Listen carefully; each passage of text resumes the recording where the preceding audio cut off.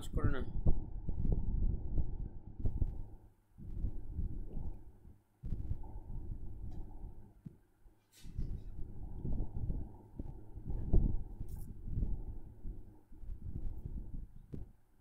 আসসালামু আলাইকুম ওয়া রাহমাতুল্লাহি ওয়া বারাকাতুহু।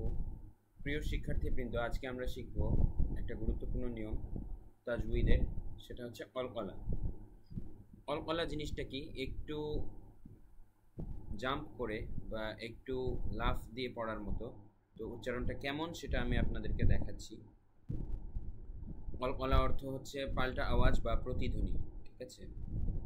তো কলকলা জিনিসটা কেমন, আমরা যদি বলি হামজা নুন জবর আন, আমরা আন বললাম, আন বলে থেমে যাচ্ছি। কিন্তু আমরা যদি বলি হামজা বা জবর আব, আব বলে আমরা থেমে যাব না, আমরা এভাবে বলবো আব, আব।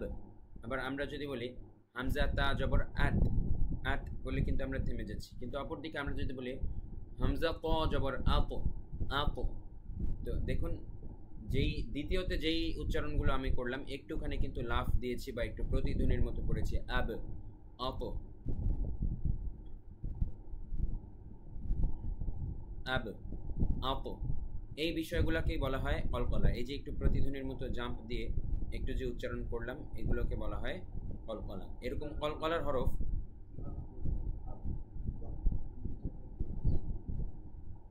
এই কলকলা আমরা কিভাবে করব, একটুখানি ধাক্কা দিলেই কলকলা হয়ে যাবে। আব না বলে আব, আব একটুখানি এক্সট্রা সাউন্ড করব। আপ না বলে আপ, আপ, আপ, ইক, উক, তারপরে আদ। তো এই কলকলা আমরা কোথায় কোথায় করব, এখন প্রশ্ন আসে। কলকলা মাত্র আমরা 5টা হরফে করব, আর অন্য কোথাও করব না। কোন 5টা হরফে করব আমরা স্লাইডে দেখতে পাচ্ছি। কফ, ত, বা, জিম, দাল। আমার সাথে বলুন ইন্নালিল্লাহ। স্লাইডের মধ্যে তো ভয়াবহ ভুল, কফ, ত, বা, খ, দাল লেখা হয়েছে, এখানে হবে জিম। বাদ আছে কফ তো বা জিম, আচ্ছা বলে আছে, চেঞ্জ করে দাও, চেঞ্জ করে দাও। কি চেঞ্জ কিভাবে করব? আচ্ছা আমি ভিডিওটা স্ক্রিন রেকর্ডটা পজ করব। দাঁড়াও দাঁড়াও, একসাথে পজ করতে হবে। রেডি, স্টার্ট, গো।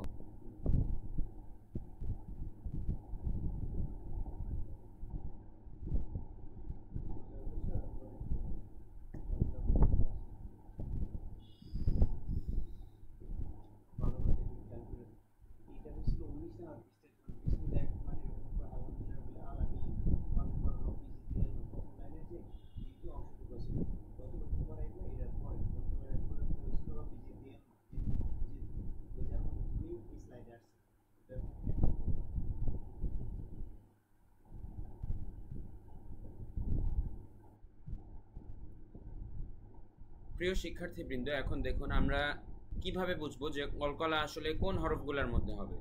কলকলা শুধুমাত্র 5টি হরফের মধ্যে হবে, এগুলোকে বলা হয় কলকলার হরফ। কলকলার হরফ 5টি, কি কি?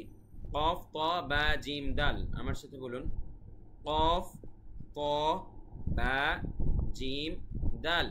কফ, ত, বা, জিম, দাল।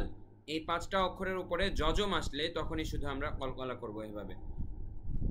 বাক, আক, আক, আবে, আজে, আদে, ঠিক আছে? এই 5 হরফের মধ্যে আমরা শুধু কলকলা করব, অন্য কোনো হরফে কলকলা হবে না। যেমন আন, আত, তারপরে আক, অন্য অন্য সব হরফে নর্মাল, কিন্তু শুধুমাত্র এই 5 হরফের উপরে যজম আসলে কলকলা হবে। আক, আপ, আবে, আজে, আদে। তো এই 2টা হরফ কলকলা হবে একটু উপরের দিকে, আও, মানে একটা ও উচ্চারণ হবে, আও, আত, ঠিক আছে? তো উপরের দিকে যাবে এই 2 হরফের কলকলা। যেমন দেখুন আও, ইক, উক, আত, ইক, উক। কিন্তু নিচের দিকে আসবে এই 3 হরফ, বা, জিম, দাল। যেমন দেখুন আব, আবে, মানে আগেরটা ছিল ও উচ্চারণ, এবার হবে একটুখানি এ উচ্চারণ, এ, আবে। হামজা বা জবর আবে, ইবে, উবে, আজে, ইজে, উজে, আদে, ইদে, উদে, একটু মানে এ উচ্চারণ হবে, সামান্য, খুবই সামান্য। তো দেখুন নিজে নিজেরা আমরা চেষ্টা করি, এই শব্দটা বলতে চেষ্টা করুন। আতআমাহুম, এটা বলুন। উকসিমু, এটা বলুন। মাবসুস, ইয়াজআল। এখনো কিন্তু বানানটা শিখে নেই, তুমি যখন রিডিং করো। আচ্ছা, তাহলে বানান করে বলবো এগুলা। বানান করো। আচ্ছা, আমি প্রথমে রিডিং পড়ে শোনালাম, এখন আবার বানান করেও বলছি আপনাদের বোঝার সুবিধার্থে। দেখুন, হামজা ক জবর আত, আত হবে না, আত, একটু অলগলা করতে হবে। হামজা ক জবর আত, আইন জবর আ, মিম জবর মা, আমা, আত আমা, হা মিম পেশ হুম, আত আমাহুম। এটা হামজা কফ পেশ উক, সিন জেসি, উকসি, মিম পেশ মু, উকসিমু। এটা দেখুন, মিম বা জবর মাবে, সা ওয়াও পেশ সু, সা জের সি, মাবসুত, মাবসুসি, আর থামলে হয়ে যাবে মাবসুস। তো আমরা এই নিয়মটা পরবর্তীতে বিস্তারিত শিখবো। আচ্ছা, পরে দেখুন।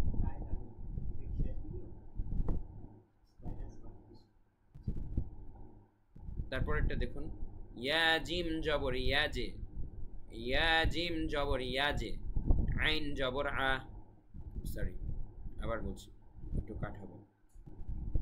ইয়া জিম জবর ইয়াজে, আইন লাম জবর আল, ইয়াজে আল, ইয়া জিম জবর ইয়াজে, আইন লাম জবর আল, ইয়াজে আল। তো প্রিয় শিক্ষার্থীবৃন্দ, আশা করি আপনারা বুঝতে পেরেছেন কলকলা জিনিসটা কি এবং এর উচ্চারণটা কিভাবে করতে হয়।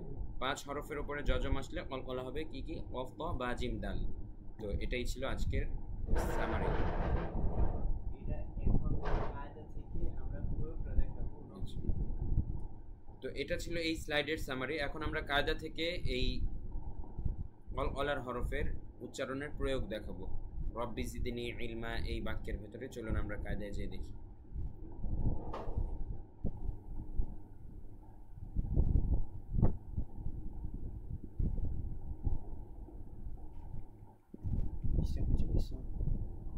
এই যে এই লাইনের এই যে এই জায়গা থেকে রব্বি জিদনি ইলমা এতটুকু পড়ো না। হ্যাঁ হ্যাঁ, এতটুকু বানান করে পড়াই দিও, পরে কখনো নিয়ম যে পড়াইছো দেখতে।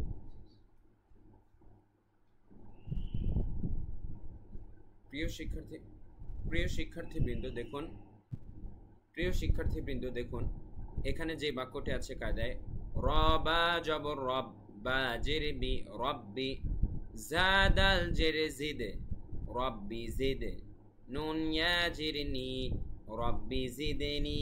এই যে দেখুন এখানে কিন্তু জিদে, দালের উপরে যজম আছে, তাই কলকলার প্রয়োগটা এখানে হচ্ছে। কফ, ত, বা, জিম, দাল। দেখুন ওই 5 হরফের মধ্যে একটা হরফ এখানে এসেছে, শেষেরটা, তাই এখানে কলকলা হবে।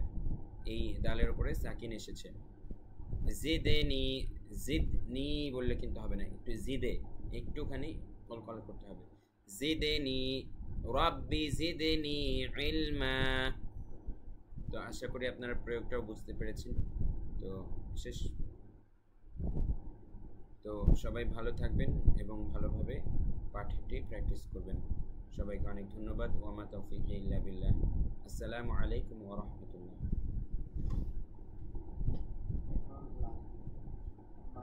মাত্র পড়াইছিলাম সাইক্লোন করে গেছে, আজকে সে করছে।